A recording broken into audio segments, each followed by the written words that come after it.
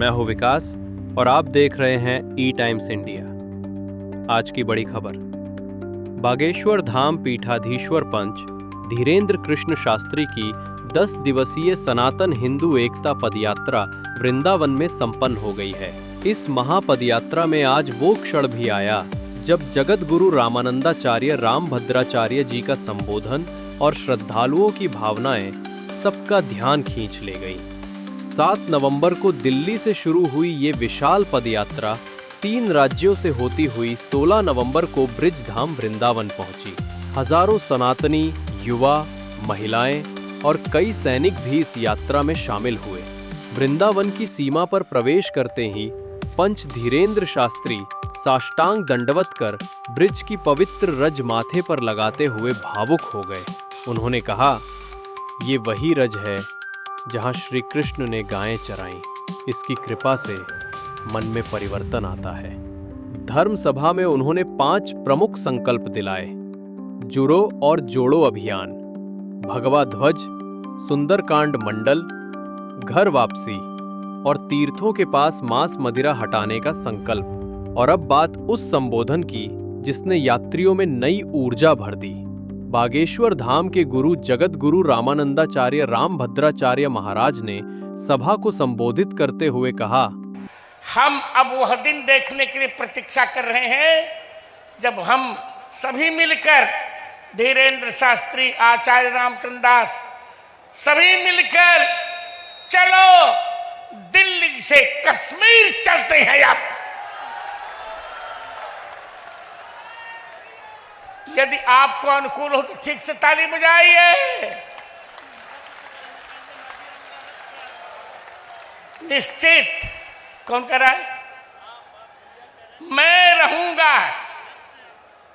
रहूंगा, पूरा समय दूंगा। दिल्ली से कश्मीर चलेंगे।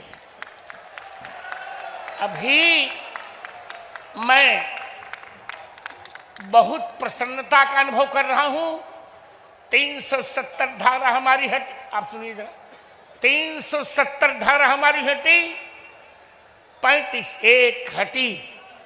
हम कश्मीर को एक बार फिर भारत का स्वर्ग बनाएंगे।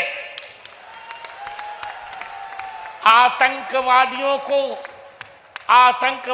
उचित दंड देने की व्यवस्था हमने कर ली है।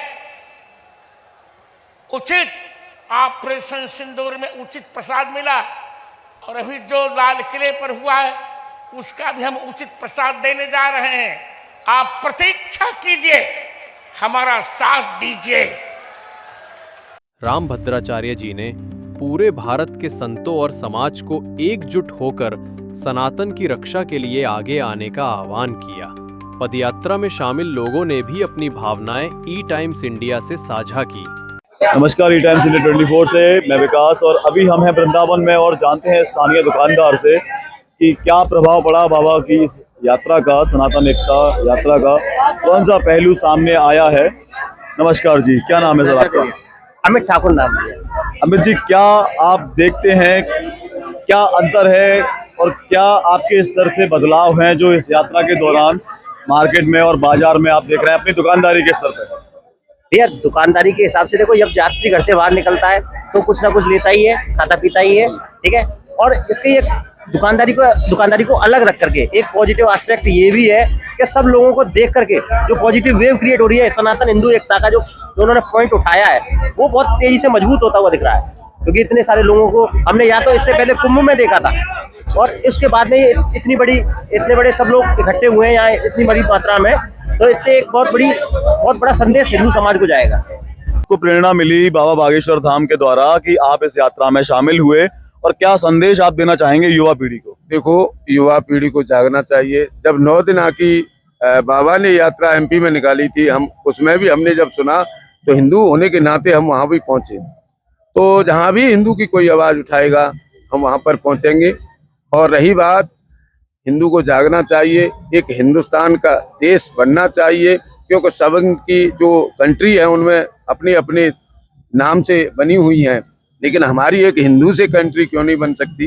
क्योंकि हम भी तो हिंदू हैं, तो हिंदू वो भी बनना चाहिए। तो थाल सजाकर किसे पूजने, चले प्राप्त ही मत वाले, और कहाँ चले तुम राम नाम का पीतम बर्तन पे डाले, चले झूमते मस्ती से तुम, क्या है अपना पत भूल, और कहाँ तुम्हारे दीप जलेंगे, और कहाँ चलेंगे माला फूल, इधर न प्रयाग गंगा सागर, इधर न रामेश्वर काशी, और इधर किधर है तीर्थ तुम्हारा, कहाँ चले बाबा सन्यासी, अपने अचल स्वतंत्र तुरों पर सुनकर भैरी की बोली, और निकल पड़ी लेकर तलवारें ये, जहाँ जवानों की टोली, वहीं जा रहा पूजा करने, लेने सतियों की पग धूल, और वहीं भाऊ के दीप जलेंगे, और वहीं चढ़ेंगे माला। जय हिंद।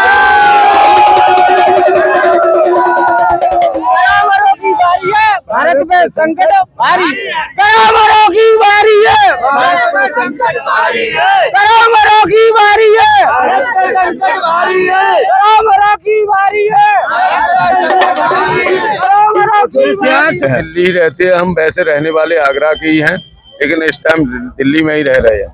क्या आपको प्रेरणा मिली बाबा बागेश्वर धाम के द्वारा कि आप इस यात्रा में शामिल हुए, और क्या संदेश आप देना चाहेंगे युवा पीढ़ी को? देखो, युवा पीढ़ी को जागना चाहिए। जब 9 दिन की बाबा ने यात्रा एमपी में निकाली थी, हम उसमें भी हमने जब सुना तो हिंदू होने के नाते हम वहाँ भी पहुँचे। तो जहाँ भी हिंदू की कोई आवाज़ उठाएगा हम वहाँ पर पहुँचेंगे।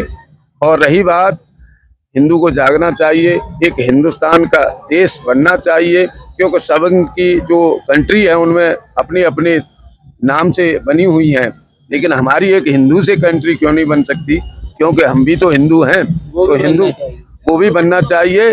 तो थाल सजाकर किसे पूजने, चले प्राप्त ही मत वाले, और कहाँ चले तुम राम नाम का पीतम बर्तन पे डाले, चले झूमते मस्ती से तुम, क्या है अपना पत भूल, और कहाँ तुम्हारे दीप जलेंगे, और कहाँ चलेंगे माला फूल, इधर न प्रयाग गंगा सागर, इधर न रामेश्वर काशी, और इधर किधर है तीर्थ तुम्हारा, कहाँ चले बाबा सन्यासी, अपने अचल स्वतंत्र तुरों पर सुनकर भैरी की बोली, और निकल पड़ी लेकर तलवारें ये, जहाँ जवानों की टोली, वहीं जा रहा पूजा करने, लेने सतियों की पग धूल, और वहीं भाऊ के दीप जलेंगे, और वहीं चढ़ेंगे माला। धरती पर है, हम से जो प्यार करेगा हमारे दिल में बसेगा। अगर थोड़ी सी भी गद्दारी करी तो कसम गंगा मैया की, हम परसा इसलिए राखते हैं, हम प्यार करना भी जानते हैं, तो परशुराम बनना भी जानते हैं। शर्मा जी, क्या खींच के लाए आपको यहाँ तक? हमें तो हिंदुओं का एकता देख के बहुत खुशी हो रहा है। पहले हम लोग जाति पाति में बटे थे, आज हम सब सनातनी हैं। अब सब सनातनी है। इस विचार, बहुत सुंदर विचार है आपका। सनातन की गंगा बह रही है पूरे देश में, और यहाँ जितने भी क्रांतिकारी आए हुए हैं, हर गांव, शहर, कस्बे से, जिला से, पंचायत से, नगर से, जितने भी क्रांतिकारी मथुरा की नगरी में आप देख रहे हैं, ये सब सनातन के क्रांतिकारी हैं। इनका एक ही उद्देश्य है कि सरलता, भावना और सद्भावना को दूर करते हुए भावना की, प्रेम की गंगा जलानी है। आज हमारे बीच में इसी उद्देश्य के साथ मेरे भाई मन्नू जी अपने आरएसएस के कैंप को छोड़ के सनातन के महाकुंभ में आए हैं। संदीप अग्निहोत्री जी भी आए, और यहाँ तमाम लोग इतने आए, गौरव पंडित जैसे व्यक्ति जहाँ आए हुए, एक से एक क्रांतिकारी आए हुए। बस मैं आपके चैनल के माध्यम से इतना कहना चाहूंगा, आपके चैनल के माध्यम से बस इतना कहना चाहूंगा कि मुश्किलों से भाग जाना आसान होता है, और जिंदगी का हर पहलू इंतजाम होता है। डरने वालों को कुछ नहीं मिलता इस जिंदगी में, लेकिन आप सभी लोगों, सनातनियों की दम पे लड़ने वालों के कदमों में जहान होता है। जय जय श्री राम, जय जय श्री राम। जी, कहाँ से आए आप? जय श्री राम। हम राजस्थान की वीर धरती से हैं, वीरों की धरती राजस्थान से है, पाली जिले से, छोटी द्वारका नगरी चीतड़ा से। वहां से पद यात्रा करते करते आज 1 महीना 1 दिन हो गया है।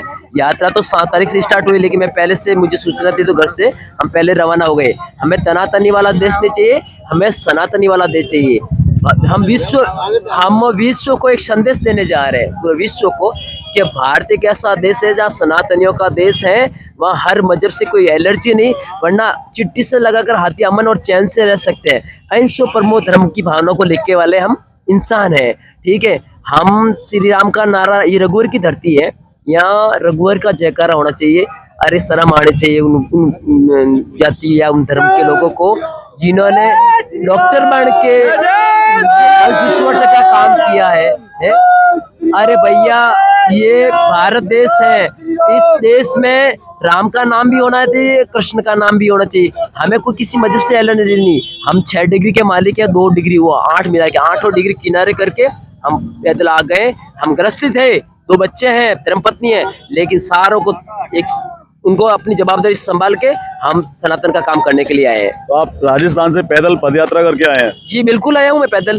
देखो पैदल क्या ऐसी प्रेरणा मिली आपको कि आप 1 महीना कुछ दिन आप बता रहे हैं और पदयात्रा करते हुए राजस्थान से आज आप वृंदावन तक आए हैं, और क्या ऐसा प्रेरणा आपको मिली, क्या खींच के लाया आपको यहाँ तक? भैया बागेश्वर बाबा जी का कोई चमत्कार ही समझो। मैं तो खुद पढ़ा लिखा हूँ और साइंस में पढ़ा लिखा हूँ, तो साइंस इन बाबाओं के नहीं इस तरह ये मानने वाला पहले मैं था नहीं, लेकिन कुछ हमें चमत्कार मिला। चमत्कार को नमस्कार है। हम भारत को नशा मुक्त भारत बनाने जा रहे हैं। गौ माता है जिसमें 36 कोटि देवी देवता वास करते हैं, उस गौ माता को राष्ट्रीय माता घोषित करने जा रहे हैं।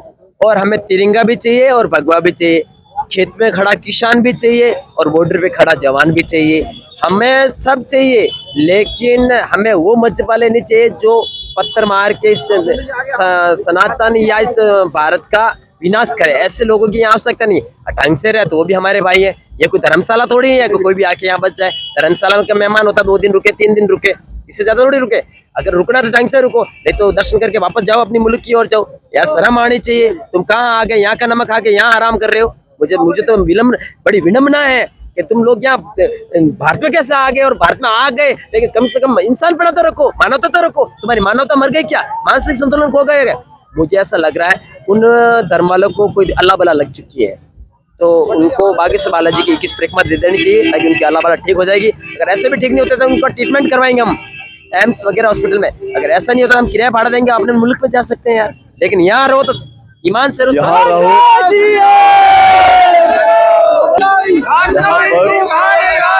प्रकार से आप देख रहे हैं कि किस प्रकार से यहाँ पर जोश और उत्साह बरकरार चल रहा है, और जिस प्रकार से हिंदुत्व की बात करी जा रही है और संस्कृति बचाने की बात करी जा रही है, सभी श्रद्धालुओं के मन में बस एक ही जोश है, जय श्री राम के नारे के साथ जोश रहे हैं।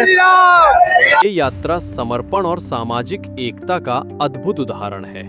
धर्म सभा में देवकी नंदन ठाकुर, पुंडरीक गोस्वामी, बालक योगेश्वर दास, गीता मनीषी सहित कई संतों ने अपने प्रवचनों से यात्रा को आशीर्वाद दिया।